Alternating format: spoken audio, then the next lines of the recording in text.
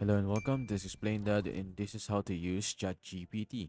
So first, open up any other browser that you have, and then go to ChatGPT. Search on it, and it will prompt you to the first one. And the domain should be chat.openai.com. In here, you'll be faced with the gray screen. If you already are logged in, be sure to have your account ready. So if you don't still have one, you can sign up, and I'll show you how. So in here, we're just going to lag out. And this is the screen that you'll be greeted at when you don't have an account yet. So just click on sign up and then sign your email and password there.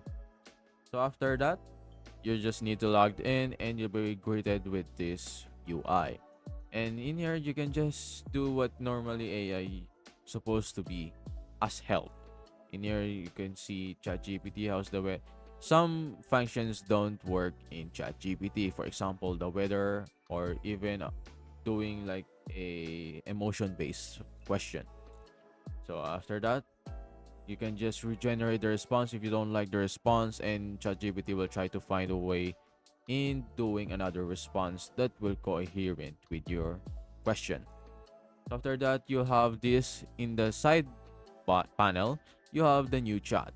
In here, the new chat, if you don't have the title for your new conversation. But if you do have one, you can edit it out by clicking on the edit button when you highlight the chat itself, and you can either delete it.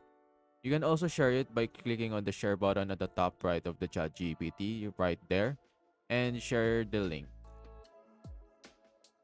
By clicking on the sharing link, you'll have this UI. You can either continue the response there for your friends or even other people as well.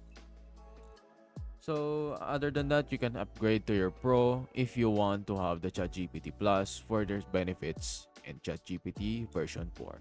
And that should be it. That's how to choose and how to use your ChatGPT.